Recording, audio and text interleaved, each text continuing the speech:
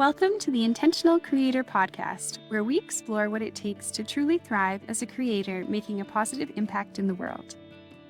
I'm Lisa Boreen Miller, artist, designer, and brand and communication strategist. I help creators and change makers find the words and visuals to share their calling with clarity and courage. I believe that creators are powerful agents of change, and my mission is to support your journey with inspiring content on the podcast, as well as through my courses, workshops, and programs, so that you can make the positive impact that you are meant to. In this conversation, Alyssa and I discuss what to do if you are nervous about posting on social media, why a small business has a unique edge, and how to choose the social media platform that's right for you. Alyssa Galant is a social media expert, content creator, and entrepreneur from Prince Edward Island. For the past 10 years, she has been working with many different brands, artists, and companies with their social media and music industry needs. Alyssa was nominated for Music Nova Scotia's Manager of the Year in 2018 and 2017 and has a long list of high-profile clients. To learn more about Alyssa, visit her website at secretkey.ca. I hope you enjoy this episode. Hi, Alyssa. I'd like to welcome you to the Intentional Creator Podcast. Thanks so much for being here. Hi, Lisa. Thank you for having me. I'm excited to be here. I'm excited to speak with you. Where I was hoping we could start is just a little bit about who you are and what you do. I don't want to make it too big of a question, so let's start there. So my name is Alyssa Galant. I'm from the East Coast, from PEI in Charlottetown. And one of my companies is called Secret Key Media. So it is social media mentoring with social media management and marketing as well. That's the main potatoes and meat of this. But I also do a side business called Paper Harbor, which is with my sister. And we make planners and stationery. And everything is kind of made in Canada. So that's kind of me in a little nutshell. I love that you're doing media as well as your own, I wouldn't say handmade product, but it's a product you make. Yeah, Which is your art. You design it as well. So can you talk maybe just a little bit about your background and how you got into creative entrepreneurship and arrived here? So I, like all my life, even as like a little girl, loved the idea and had my own businesses, like at every point in my life. Like even back at being like 12, 13, I had a canteen. Like it was forever in my life that I knew the only thing I wanted to do was to be an entrepreneur and own businesses. That was my always thing. So fast forward to, graduating 10 years ago, I went first into journalism. And in journalism, I took an interest in the music side of things because I am a fiddle player, your traditional East Coaster. But I loved the music scene. So from journalism with a focus on music, I kind of evolved into more learning about the music business side of things. So I went back and did another course in music business. And one of the things was the social media and the marketing. Fast forward 10 years, I've been in the music business with different hats. So I did the managing, booking, grant writing, kind of everything. And in 2020, I feel like a lot of us kind of had time to kind of sit down and see where do we want to go or do. So I realized I didn't want to, content shift every day on different avenues. And I just wanted to hyper focus my attention again. Hence that Secret Key Media came. So instead of doing everything freelancing, I came and just did social media managing and mentoring. And that's kind of where I'm at. Alyssa, it sounds like that was just the perfect program for you to start. Yeah. And like I said, for the past 10 years, just because I don't know if it's an East Coast thing or what, but I just did my business with word of mouth and that kept me busy. And then some, I still had to like offload a bunch of clients, but just word of mouth kept me going. And it's the shoemaker's kids, right? It's when you're so busy doing everybody else's social media. It's very hard to keep up with your own. I know. I want to be like, oh no, I really do it. Just yeah. I think everybody can totally relate to that, Alyssa. And one of the other things you do, because you have the planner and you do all of the design for the planner, and from what I've gathered about you, you're also very talented graphically and visually. I, Yeah, so I, how did that interest, how did that interest come to be? How did you learn about graphic design or illustration? that's been mostly self-taught and self-driven. I do my client work stuff, and I love it, but I did need like a creative outlet for myself. So I did find that like designing the journals was a nice creative outlet. This is also a side note too, because I can't just have two things, but um, there's a card game called Magic the Gathering. I don't know if the people watching know of it, but it's basically like a card game with like strategy.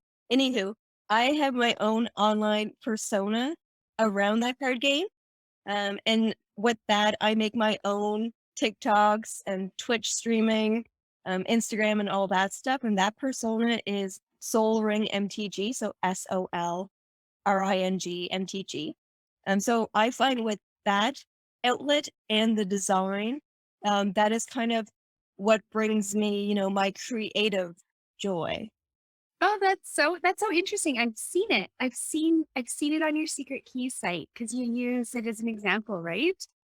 I think so, yeah. Yeah, and it looks like if people are passionate about it and engaging with it, and I think actually there's going to Yeah. be a lot of people interested in that aspect of what you do because when I speak with creators, I hear them often sharing their dreams of creating things like that. Not necessarily a game, but like for example, a deck of oracle cards or Yeah. a digital product that they want to make and share. So I think it's really interesting to hear a little bit about that aspect too. Yeah, and later on, if you have any questions about that too, like with that, I myself get like the brand deals and the sponsorships and the tours and whatnot is like a fun little aspect of that too. So how do you take that from concept because you have this idea? Like how does it even start as an idea to do that? For that one in particular, I first loved just the game. And then you're scrolling on TikTok as we often do, and we kind of fit these pockets of niches. And then I realized there's a pocket of niche in this community. And, from what I gather, it's very welcoming and nice. And I'm like, oh, I'd love to just be in here and floating with no expectations. And then I just started posting on TikTok in early 2020, as a lot of us have. And it just kind of grew and the community built. And it kind of blew more than I even thought I could. And now I have this like amazing community. And yeah, we're, you know, opt to go travel on the West Coast and stuff for it and play games and do content. So it's like really neat. Yeah. That is really neat. I find it often starts like that. The first time I heard this concept was in graduate school. When my professor said to me, it's often the little side project that people don't think is the thing that Yeah. is the thing. Yeah. That's really interesting. And then it takes on a life of its own. I don't know if that's because there's less pressure to it or if it's just for fun. I don't know what it is. Well, I know with me, I had this like my personal dream aside from growing my businesses was to have an online persona or something for the past 5+ years. But I was always in a position of like, I don't know what to post in terms of like what niche do I want to do. I don't know what name I want to do. Yeah. But I don't know what happened, if the stars aligned or what. But it was like one day in January when one day I was like, I'm going to make a TikTok with this username. It just came to me. I didn't ponder it because I am quite the overthinker. I think most of us are. We kind of overthink too much. But it was weirdly just one day I got the name and I just thought of it and I made it an account and posted just like a one-off TikTok that was like a funny bits and boops kind of a thing. And then I just did not think too much and I just went. Wow, that is so fascinating. And I think what's so interesting, I have questions about this. So when you mentioned the idea of this persona, what does that mean? What does that look like? How did you know like you said, the name just came, but so you're not on there quite as yourself. Yeah. It's like a character that's really delayed. What is that? Yeah, so it's not a character, like, it's definitely, like, me 100% in terms of, like, personality. I just switched my name. Sometimes if, like, I'm walking on the street sometime, like, if there was, like, one of my people in my community, they'll be like, "Oh, Soul Ring, hi." So, it's just a more of a name thing, Okay, uh, gotcha. but it's still, like, 1000% me, like, my Okay. personality all the way through. That sounds like Just a a different lot name. of fun. Yeah. Yeah, And do you sell your product? So you made a product with this and you sell it? uh Or N going to be probably okay. this summer or fall, we have some businesses aligned to make, like, play mats or sleeves or different, like, accessories in the game, which is coming down the line. I think people are gonna be really interested in that. Um, there's so much. I mean, TikTok seems like it's just exploding. That kind of leads to another question around your marketing career. I feel like you mentioned, is it an East Coast thing? But I wonder, is it an Alyssa thing that you're a very natural marketer? It seems to be a strength of yours. No. Yeah, I do get a lot that, with my clients and, like, just people in general, that their response is that I don't treat anybody as a number. I really do my Zooms or in person and get to know them.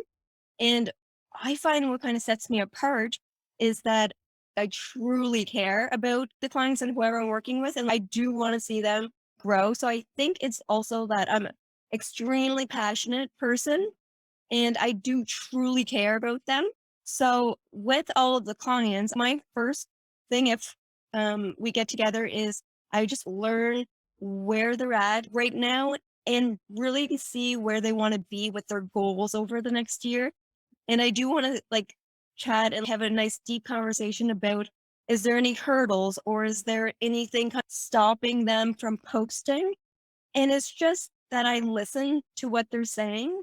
And I think that kind of sets me apart because then I can go ahead and make a custom strategy that is for them because not everybody has the personality to be on 7 platforms or and everything like that. So I really just listen. I think that is kind of what sets me apart from other bigger names, which just kind of have the perception and people have the feeling that they're just a number and they don't really care. Right. Oh, what you're saying makes perfect sense. And when you do these social media strategies, do you think about which platform is most aligned, or are you always working on the same platforms? Yeah, excellent question. I definitely don't do all platforms with everybody. And I also don't think every platform is for everybody. So I have a couple different packages with my Secret Key Media, and my most popular one with creators and artists and musicians is my 4-week course. And we are on Zoom an hour or two a week for 4 weeks. And in that strategy call, we really find out what platform is for them.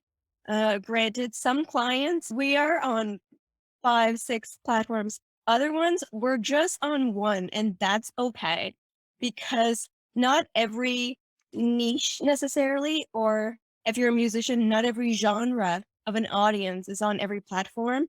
But if you love social media and even want to be on Twitch streaming, or you want to talk to me about the metaverse, or you have like some future things, like I'm about whatever platform you want, we can do it. But not every platform is for everybody. Could you give us an example of maybe like a few of the platforms that you find that people are drawn to right now, and what would make someone a good fit for that platform? Sure. So obviously, like the main three across the board are your Instagram, Facebook, and TikTok. Like that's the main ones. But what I find works is Facebook is great for more local stuff, I find, especially here on the East Coast. You know, your family, your friends, more local people are on there. And it's also a great platform for sharing content or posting videos to share. TikTok is great for more visual stuff, like maybe even if you owned a ice cream bar or you have art or whatever. Maybe that is more Instagram focused because you have the beautiful visuals. But I love TikTok the most because it's the platform where people can be real and be vulnerable. Like you can sit on the floor in front of your couch and just have a chat with no makeup on and like nothing too fancy. And people want that connection. Whereas like other platforms like Instagram, I feel like it's a little bit more polished and We're curated. but TikTok, my gosh, if you are yourself and like your authentic self, I find that does really good. And that's what people want. They want that connection on TikTok. I think that's such great feedback. I myself have ventured into the world of TikTok. So, so it's interesting to hear about that because one of the things I talk to my clients about all the time is authenticity in their brand. So it's interesting to hear about your experience with TikTok because I'm not in that world yet. I don't know. Yeah, you know, I know. I'm joined. I know. That's what my friends keep saying. I have some friends just like, please, you're gonna love it. There's a video for everything, and you don't even have to post. You can just look. But I'll have to check it out. I myself don't think of myself as a natural marketer at all. I'm very much a creator. I love to create and make things and would keep it all secret. So I'm always interested to hear about what it's like to be another way in the world because I think there's a lot of creators well, there's no rules, but many of the creators I meet are a little shy about putting their work into the world. So I wanted to talk to you about that and what you've noticed about creators and anyone doing something with their creativity in the world, creating transformation. But what have you noticed? Yeah, so that is definitely a common question I get asked for sure. So I feel like a lot of people are in the same boat. So that's a good thing to kind of establish first is that you're not alone. What I would say is kind of a two-parter because I find shy people and nervous people, I have kind of two different answers. So if you're kind of shy about posting on all the platforms, like maybe you're not comfy with video, with reels and stuff, what I suggest is first, that's totally fine, but let's find something that you are comfy with. And I find the most easy thing, the first little step of the social media is Instagram for pictures because you're not doing a reel where you have to talk all the time. This is just a picture with a description, some hashtags. So I find that's a nice first step to kind of break into the realm if you are a nervous person. And then, step two could be maybe an Instagram story where you're talking, but, get to step one first, make some pictures. My answer though is if you are a nervous person, so say you are scared of posting, what I like to do with my clients is first ask them, what are you nervous about? Like, what is the main thing that you are nervous about? And sometimes I get the answer when they're like, I actually don't know. So the first step is identifying like what is the worst case scenario if you post something. And if you take a moment to address it and say out loud what it is, like worst case scenario, sometimes that worst case isn't actually as bad as what we're thinking with the feeling of being nervous. So once you identified it, if it's say, I'm scared of judgment, or I'm scared of nobody watching or caring. So I think first identify it. And then if it's truly like, if you're nervous of nobody watching or judging, I would say, would that be more nervous to you if somebody did that than in 10 years, 20 years, and you don't post and nobody's even talking or knowing of you? Like, what one is truly more? And often the case is, okay, I can push through these little hurdles because I don't want to look back and regret 10 years, 20 years that I didn't start because I was scared that somebody was going to comment on my nose or what is just to push a little bit outside of your box, and then just post. And if the thing is, I don't think anybody would care. I would care. I would always watch your stuff. So there's always one person. And honestly, even make a list of 5 people in your family, friends, whoever, who will watch your stuff. And when you're having those thoughts, because thoughts come all the time, especially like a hamster wheel, they'll just keep coming. If it's truly, I don't think anybody will watch, make a list of those 5 or even 10 people in your circle who will support you no matter what. And be like, okay, I'm just going to post, and even if like these 5 people will watch or not, that is totally fine. So, I think that's such good cute. advice. Yeah. And what I'm wondering too is people often take it really personally if they're not getting a lot of engagement. But I imagine that, I mean, there's so many factors about Oh, what's yeah. going on, right? And the algorithm, like certain things. Oh, yeah. So, and so if nobody, I think a natural place for people to go is I posted this thing, it didn't get a lot of likes. Therefore, I'm on the wrong track. I'm just not good at this. Like there's these big assumptions. It's not relevant to anyone, but maybe just nobody saw it. Well, that's the biggest thing too, is like these algorithms, just because you post doesn't mean everybody sees it.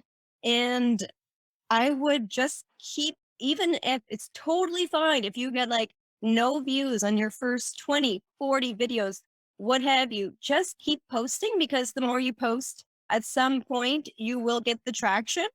But you can't just post one and done and expect it to be big, because you have to make sure your expectations match the reality. And the reality is not everybody will be viral, but it is to create a sustainable community. And whether that is grassroots and slow moving, that is totally fine. And the other question I get asked too is, um, they say, I don't want to post once a day, or because I don't want to annoy people and I don't want to post too much. And my answer to that is the algorithm will not show every post to everybody. So if you post 7 times a week, I don't know what the stats are, but I do 1000% know not everybody will see everything. So just keep posting. And even if you say you don't want to annoy people, they won't even see half of that. So, yeah.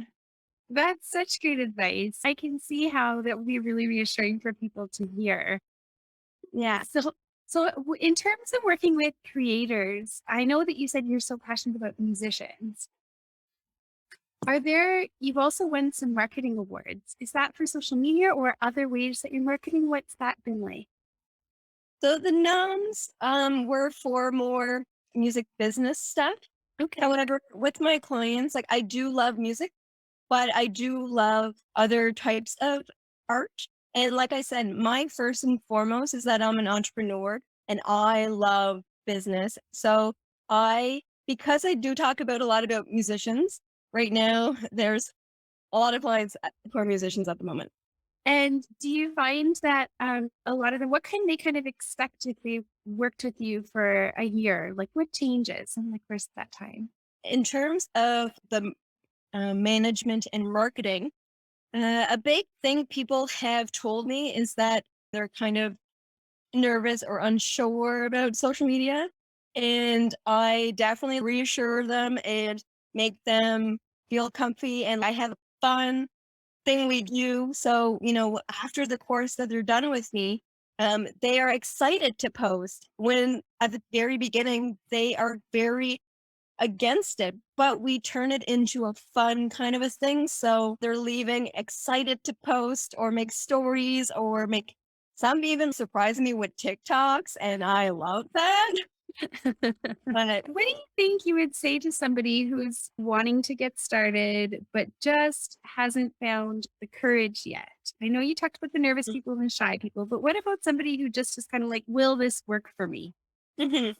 um, if they have like a product or a service or like a genre or a music thing already, and like they just want to promote like that stuff and they haven't yet, um, I would say to just start, because you have to be your biggest fan and supporter first, because you have to care so other people will care. And even like I said, if it's just one platform and you save it in drafts for the first 2 weeks, just start posting, because your future self will love you if you start today. What is it that motivates you, Alyssa, to be an entrepreneur? Because you mentioned this has been a lifelong calling. What change do you want to see in the world? What are you working towards? Oof, loaded question, but good question. My gosh, I love, and forever did love, being an entrepreneur. I think my biggest thing is that I have so much drive and so much passion that I found whenever I was working for a company or other people in terms of like an employee, I just had too much to give for their box that they want me to be in. And I know if I do my own things, my ceiling is not as short. So I truly know, and I know this sounds like whatever, but I know I have the drive and the passion to grow things. And I just love like creating companies and communities and helping people. And I love that I can push past whatever the 9 to 5 at an office limits me to. Mhm. And what do you find with people? Like, what motivates you to support other people? Because you could do really anything with your entrepreneurial skills. You could apply them to anything. Mhm. You're applying them to some of the things you mentioned were in your planner, which is wonderful as your creative outlet and your soul ring product. Yeah. And then the social media company. So what inspires you to support people to grow their businesses in this way? Why this? Yes. Great question again. I think all of them come around to the same kind of answer. And like I truly at my core enjoy helping other people. And I think that's just ingrained in me. That's my roots. So I love seeing people grow. And a lot of the time I can see potential in people when they can't see the potential in themselves. So it's getting them and watching them get there is the happiest thing that I could do. And I think that sounds like a really powerful motivation to do this Yeah. for. Yeah. So, in terms of the skills that you've needed to cultivate, because it's one thing to say, I know I want to be an entrepreneur. And it's another thing to actually go out and do it. Because you can see the vision that you have at the end, but along the way, there's all these skills and strengths that need to be cultivated. Yes. How have you cultivated those skills and what skills have you cultivated? Whew, okay. Um, yeah, because definitely like a lot of skills you would need. One of the things that first comes to my head is I am a big believer of asking for help when I need it. And that can come in the form of a mentor for myself in terms of business, or it could be in terms of a business advisor or a financial advisor, because I know that there's things that I don't know in terms of financing, business strategies for my own self. Because like I can help someone get to the level they can, but it's usually you can't necessarily put that on yourself. Mhm. So I find my biggest thing is asking for help when and where I need it. And being in Canada, we are very, very lucky because there's grants and there's support across Canada or even provincially, wherever you are. Over here in PEI, we have a tremendous amount of help. And there's a lot of community for entrepreneurs. So it's sourcing out in your province or wherever you are, if there is little pockets of help, in even if you don't need help in terms of financial, business, whatever, maybe you just need help of getting somebody else to talk about what they're doing, that you have a connection of like, we are on this journey of entrepreneurship together because it is not an easy roller coaster. It is an up and down with self doubt thrown in the mix. And it is just to find maybe a connection of somebody who's on the journey too. So, I think that is so true. Definitely a roller coaster. And I think the community makes it so much easier. And that's one of the things that I find about social media too is like you said, if you just have a little group of people and they're interested in what you're doing and they're supporting you, it feels worthwhile. It's so much better than feeling like you're in it alone. So I think building that community makes it all more sustainable. That's what I heard you say something similar. Yeah. And you're right. The grants and supports that we have, I think it can take courage to reach out and ask, yeah, yeah, And I think it's a really important reminder to do that because there's so much available. yeah. And it's all out there too. And it's just a matter of, taking that step and asking. And one of the things that I like to ask before we wrap up is there anything that you would like to share with the audience? Ooh, that's a great question. In terms of sharing, I would say, just start and just do it. We often overthink a lot of things, but in reality, if we just start today, our future selves will love us. So just start doing.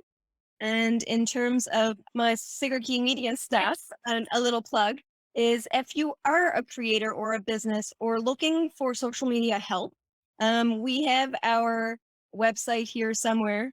And So let's post it. somewhere. Yeah. Send me an email and we'll see what works for you. Maybe it is the 4-week mentorship course, or maybe it is a little bit more with the marketing or the management. So feel free to just reach out. I'm good with Zoom, so it doesn't matter where you are, we can work together. Thank you, Alyssa. I really appreciate that. I'm sure there's going to be a lot of people wanting to connect. So thank you so much for this conversation. I've so enjoyed speaking with you, and I think you've shared such valuable insight and wisdom. Thank you. Well, thank you so much for having me, Lisa, and I hope everybody has a great day. And just go make a post. Awesome. Thanks, Alyssa. All right, see ya. Thanks so much for listening to the Intentional Creator Podcast. If you enjoyed this episode, share it with a friend who may be looking for exactly this message today, and leave a review. Are you ready to step into your creative calling and make the positive impact that you're meant to? Visit theintentionalcreatorpodcast.com to learn more about how I can support your journey and to stay up to date with all of the episodes for this podcast. I'd love to connect with you there.